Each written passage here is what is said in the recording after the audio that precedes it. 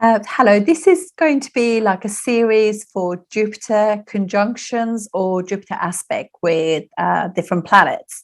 So, as you know, in Vedic astrology, it's always better if the planet is on its own in a sign. However, some people have got two planets in a sign, or three, or four, or sometimes even five or more. And but I'm going to do today, start with Jupiter conjunctions or aspects, and we go from there. Clearly, the aspect is going to be better with Jupiter, any planet actually, because obviously, if there is one agenda per house, it's so much better than having two agendas per house. So, I feel as though it's always better if the planets are particularly if they're friendly towards each other in good condition, if they could be aspecting each other rather than being together, because that kind of means that two people are talking at the same time. So you can make things, but obviously we've got no choice. We have chosen what we've chosen, and we're dealing with what we're dealing because we chose to do this. So I'm just going to go through the indications of Jupiter, and then as through this we'll go through different planets and what it's like being with Jupiter. So obviously, Jupiter and Venus are two absolute benefics. With Jupiter, I'm going to just put so-called, because Venus generally, unless it is a bad planet for you, is the planet that does not discriminate in any way, shape or form. But Jupiter, on the other hand, Jupiter is a bit fussy, and it does kind of like once it's a bit choosy about what and whom it kind of is connected with, if you like. So anyway, let's have a look, because that once we go through it, I'll give you some more information about Jupiter. So Jupiter is planet of the bigger picture, basically. It's planet of contentment, joy. It's Jeeva karaka. That means it's life force, basically. And it creates opportunity, optimism. It's planet of learning, wisdom, teaching, higher knowledge, happiness, joy, wealth, education. It's the karaka, or the significator for children, which is our biggest joy. It's the planet that we look for in terms of religion, justice, travel, because it rules 9th natural sign of the zodiac and 12th natural sign of the zodiac. So 12th house is spirituality, faraway lands, and 9th house is very much to do with pilgrimage, or basically going away for, say, education and coming home, and religion, belief system. This planet of spirituality, as I said, belief system, it's idealistic planet. It rules all forms of things like psychology, those kind of philosophy, and planet of expansion, and also it's how we set our goals, if you like. It rules, as I said, Sagittarius and Pisces, and they could not be two more different signs, really, because Sagittarius is very focused on goals, much more goal oriented than as Pisces. Pisces is much more floaty, go with the flow of life, because also water sign, and it's a more creative sign. Whereas Sagittarius is much more like about getting the job done. And whether it's you always want to have a look at your Sagittarius, where it falls in your chart, because even if it's, say, for example, if it's your 3rd house, so that will be your Libra, Sagittarius means that everything that you say, because this planet is how you communicate, 3rd house, has a goal, has a message, has a direction. So it is, wherever Sagittarius falls in our chart, it has a direction, it has a focus, it's got a means of getting there, and we can be a little bit more direct about that in a sense. Any planet that is actually in Pisces is a little bit lost anyway, because it's not grounded, because it's Pisces, it rules feet, and feet and a water sign. It's a strange setup, really, isn't it? Unless if you're a mermaid. And so we're not really completely grounded about any planets that fall in Pisces, generally speaking. So it's more connection with other realms, really. So, and Jupiter is friendly with Mars, Sun, Moon, Mars, Sun, Moon, and also I would say with Ketu as well. But it's neutral with Saturn, and it's unfriendly enemies with Venus, Mercury, and I would say it's not good with Rahu. Rahu can bring deception, so it's and this is our ethics, really. This planet, so it's not going to go very well. As I said, it's Jupiter can be led by class, it can discriminate, it can be a little bit snobbish as a planet, and it can make us be a little bit too idealistic. Like, for example, if it's in your seventh house, this is the sort of person they want to be with. They've got to be like this, they've got to be like that, they've got to come from that sort of background, that kind of thing. So they could actually, somebody with Jupiter in the seventh house can have those kind of ideas. And in a sense, what will happen is, like, they could really overlook really wonderful partners because of that, because obviously they don't live in the right side of town, they don't drive the right car, that kind of thing can be very much the theme for Jupiter. So that's something to be aware of. Whereas Venus is not like that, because they see with Venus, they see the potential in the person. Jupiter can't see that potential. So this is the difference between them. This is where you can get a bit naughty. So for me, Jupiter, for example, what it does, it has it actually impacts my third house. So what it does is, like, I'm constantly learning. And then I really need Saturn, which luckily I do have that helping.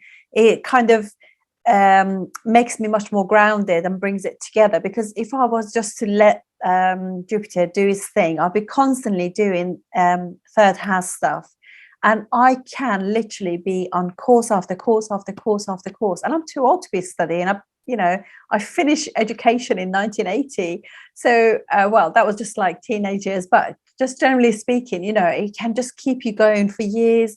And you be constantly studying, because you always feel as though there is an ocean of information and I need to be diving in there. So really, it's good if then Saturn does ground you and actually think, well, how about consolidating? It's no point learning if you don't put it together and utilize it. So yeah, it can be a little bit naughty like that. So anyway, so that's kind of what Jupiter is all about, really. And I just wanted to just say Jupiter rules the liver and loves sugary foods. So Jupiter is good for some. Obviously, it's going to be good for some ascendant and not so good for other ascendants. So you'd always want to just make sure that you look at all of those things as well. Don't think that it's just because it's Jupiter is going to be good for you. It's not that case at all. It's not a good planet, for example. It's definitely not a good planet for Libra ascendant or for Taurus ascendant. It can create lots of difficulties for them. So yeah, but I find even if it's a bad planet for them, in transit it's a lot more gracious, really. It does work really well for that. And overall, I just want to say that it is the planet of, it does give you opportunities, which is the most amazing thing about Jupiter. Right, so now I'm going to do Jupiter conjunctions. Thank you. Jupiter rules Thursdays. You rules color yellowy kind of orangey, mustardy colors. And it's exalted in Cancer, which is a sign of family and being a unit together, having each other's back, and debilitated in Capricorn, which is all about status and achievement. So it's doesn't really like that as such. It also, yellow diamonds are ruled by Jupiter, and citron, which is a beautiful, they're both very beautiful and create that optimism, that yellow color. So that's pretty lovely. Okay, let's start the conjunctions or aspects with other planets. Hello, this video is for Jupiter Venus, and as you know, Jupiter and Venus are not friends. They're completely opposite from different camps in the astrology world. So Venus is friendly with Mercury, Saturn as a rule, and Jupiter is obviously friendly with the Sun, Moon and Mars. So completely different camps as such. And in the natural zodiac, which is Aries ascendant, Venus rules second and seventh house. So it's very, very important for family, that initial early family education, your choices, your values, your family values, money, savings, family money, and getting on with other people, seventh house, working with other people, marriage, love, partnership, business, commerce, that kind of thing. So it's a very, very important planet. And it's obviously, when it's, I'm going to go through some of the indication. And, Jupiter is obviously, it's all about knowledge and wisdom, higher knowledge, spirituality, religion. And it's kind of like a more conventional, traditional planet. And Venus is all about embracing everything, young, old, new, that kind of thing. So it just mixes up the issues. In some ways, it's going to be brilliant because some of the most amazing yogas are formed with these two planets together because they're so highly benefic. But when they're together or they're aspecting each other, what happens is there's a little bit too much expansion, and what it does is kind of distorts the what is supposed to be family, what's supposed to be like knowledge, what's supposed to be like wisdom. It becomes a little bit distorted, unfortunately. So, however, it's also good for other things. So you just realize, and actually, once we learn how to use these, then we can actually work on them, to actually get the best out of them. So I always think it's always good to have things in the chart that challenges you a little bit, just makes you sort of carve out that diamond from the rock, if you like. So things that we know are like indications of marriage are all marriage, love, everything like that is all to do with Venus. Venus rules choices, values, money and wealth, love, the arts, creativity, luxury in everything. So it's not just luxury like a luxury lifestyle. They do everything with a bit of a panache, if you like, if Venus is good. Quality, as I said, in everything too. Enjoyment. Everything they do, they want to do it with love and just enjoy. Like if it's in your 10th house, you enjoy your job. If it's the 9th house, you really enjoy knowledge, travel, classics, that kind of thing. There's that enjoyment with it. And it's obviously all to do with things to do with, as I said, the arts, creativity, music, film, travel, hotels, hospitality, spas, all of those wonderful flowers, flower arranging, home decoration, home design, all of that, all the beautiful things are all to do with Venus. And Venus is obviously sexuality, sensuality, grace and passion, fairness, and working with everyone, sharing with everyone. And it's also sees, if it's in good condition, sees good in everyone. It's to do with, obviously, it's an expressive planet, rules beauty industry, cosmetic industry, perfumery, floristry, agriculture, and all sorts of things to do with that. Rules glamour and material fulfillment. Now, Jupiter is obviously expansions of everything. So when they sit together, everything is overly express. That's what Jupiter does. Whereas it's a little bit like expands everything. Rahu sort of like does the same, magnifies everything. So yeah, they oh my goodness, if the two of them together and they're with Rahu as well, you can imagine, can't you? It's going to be whopper. So obviously rules, Jupiter also rules law, teaching. So there's Venus. Actually, Venus is also a teacher. Joy, celebrations, you know, glass half full, opportunities is the big thing about that. It rules, as Jeeva karaka is the indicator of life force, basically. And as I said, it's conventional, traditional, more than Venus. So in a sense, like, what happens is when they come together, if they're studying, this person is going to be a lifetime student. They're always going to be studying. I can put my hand up and say I'm one of those people, because I can never get too much knowledge. I'm always looking for knowledge, and I'm interested in everything, absolutely everything. I'm interested in how a light bulb works, to how a kettle works, classics, ancient civilizations, how to grow herbs, nutrition. I mean, honestly, it's too expansive. It's too expansive. There's just so much knowledge, and I would say to myself, you know, what's that saying? English saying, where there is like you know everything, but really you're master of nothing, that kind of thing, because you just like got so much information. And also obviously what happens is with all this information as well, as you get older, it's harder and harder to retain the information. And I can put my hand up and say that is very true. So Venus loves everything, and now this is an opportunity to love everything more. So they could be a little bit overly like that. So for example, if they get a bee in their bonnet for, I don't know, say for example, I mean, I say myself, I love Ayurveda. So I could just like, when I go to order something that's Ayurvedic and it is organic, I can go like, I don't know when to stop spending that money.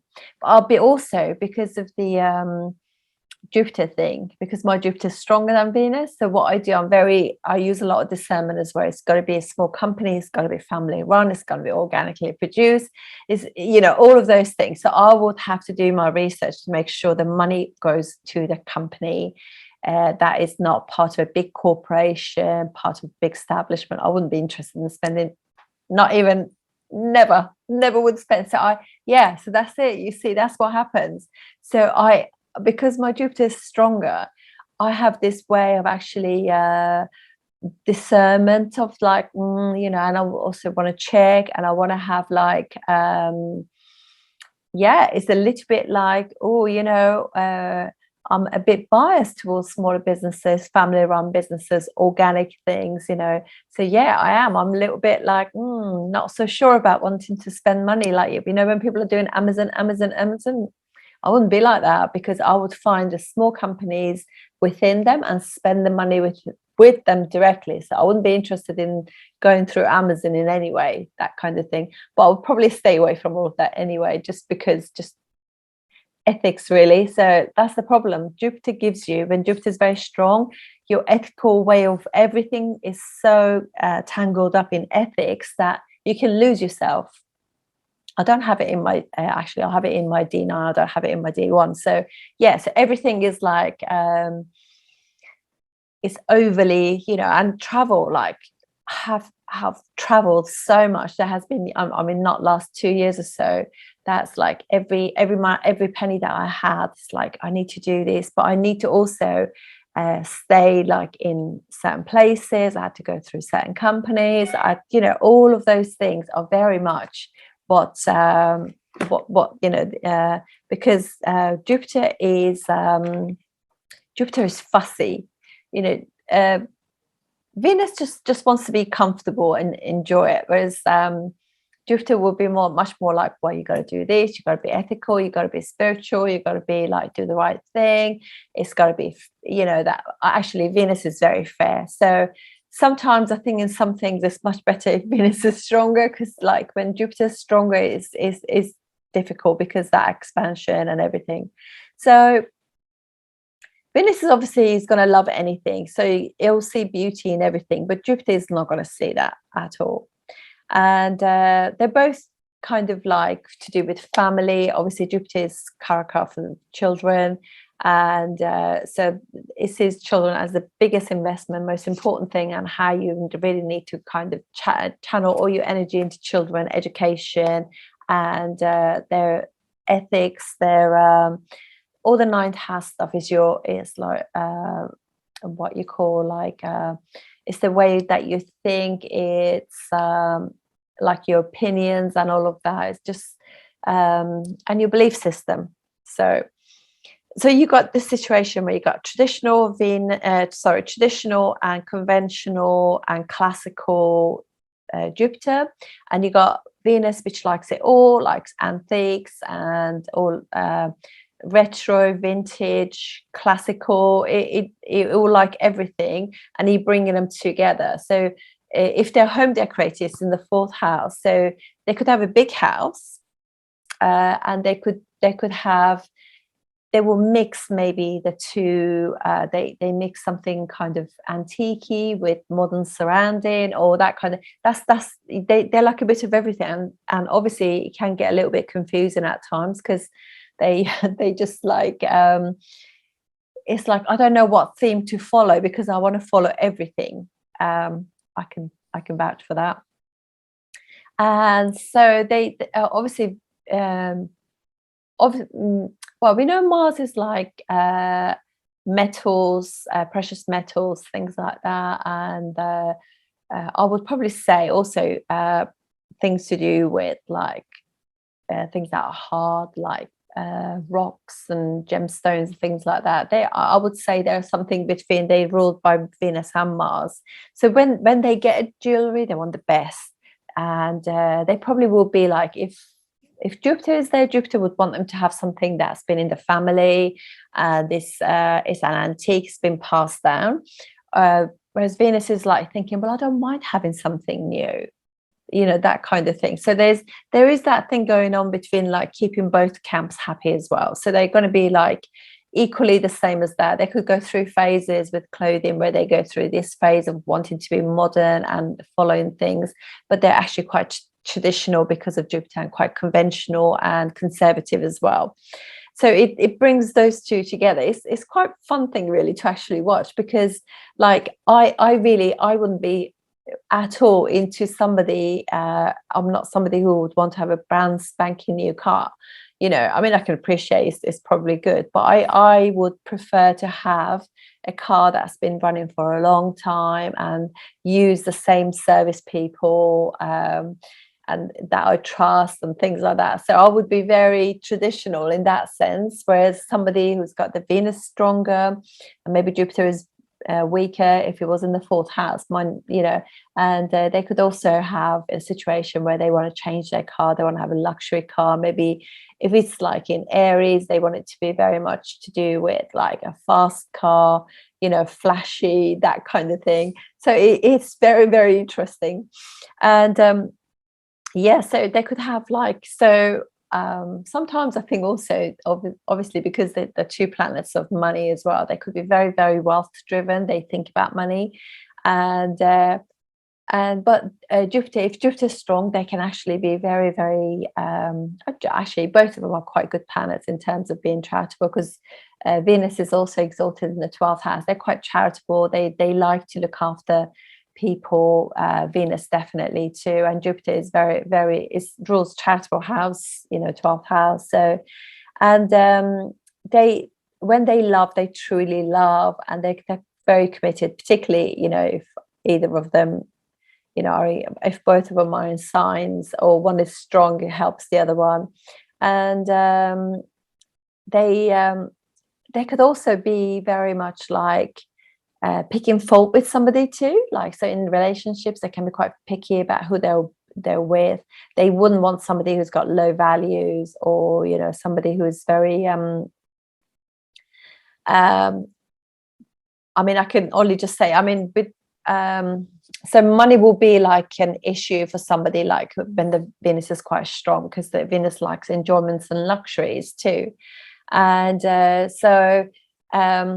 I mean, where it has got me into trouble as well is like, I would probably say, you know, sometimes I think I'll go and grow some vegetables, but I grow so many I can't cope with it. So it's just like too much, too much. And or when I go food shopping, because I'm buying with Venus eyes, and I'm just like, everything is beautiful. So I get home and I just think, well, I don't, it's, you know, I'm only going to be like, there's going to be like 2 of us, and now I bought like food for like 7 people. What's wrong with me?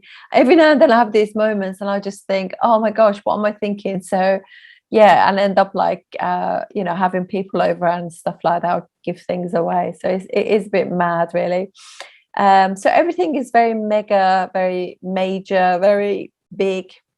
And but when they love, you know, they want to throw everything into that love, into their home, into their family, into, you know, just like real enjoyment of those things. So, and obviously I think, you know, if Venus is strong, they're much more sensual, sexual, you know, that kind of very, very much more passionate. And yeah, so and if Venus is strong and Jupiter is like fallen or something, like for example in Capricorn, obviously what happens is Venus will be in a friendly sign and Jupiter will be debilitated. So it could just be that literally they are very, very much to do with the material world. So it's all about the outer world, where they can just have all this wealth, and they can easily have that as well, Venus and Jupiter, because that Jupiter in when it's fallen is very much, it's not so much about spirituality as it is much more about wealth and having everything big car, big house, big lifestyle, and Venus will accommodate that, you know, so together they can create that. So but there could be some emptinesses as well in that case, where there's always like next best thing, that is where it kind of corrupts the Jupiter thing, where Jupiter can be corrupted by Venus, and Venus can be expanded by Jupiter, whereas there's always a need for more, so expansive. So I can imagine, particularly if it's like in situation for work and things like that, could be difficult. It's always good though, if in your charts though, don't worry about, because I know this for a fact, if your Saturn is strong, you're grounded anyway, it doesn't matter. And if your Saturn is not strong, ground yourself. Just make sure you walk around in bare feet on grass and things like that to just ground yourself. Because once if Saturn's strong and has good dignity in any chart, what happens is people might go through periods where that is the focus, and then they just kind of think, oh, I just can't be doing with the big lifestyle. Because what happens with the big lifestyle, where you got like the big car, big this, big that, and there's like you attract that kind of energy around you. So people around you can be a little bit false as well at times. I don't mean it all the time, but yes. So if like, you know, just so you've got to ground yourself, really. I mean, I know that, because for me it really affects my sort of like information, reading, knowledge, all that kind of stuff. So I mean, I could go through phases of paying for loads of courses, lots of books, lots of things like that, and I think, well, really I should have bought time. If time was something that you could buy, that's what I should have done. Then I would have had the time to do the courses and do the read the books. So there you go. That is the downside, definitely. So anyway, next video will be about the ascendants. Thank you for watching. Thank you.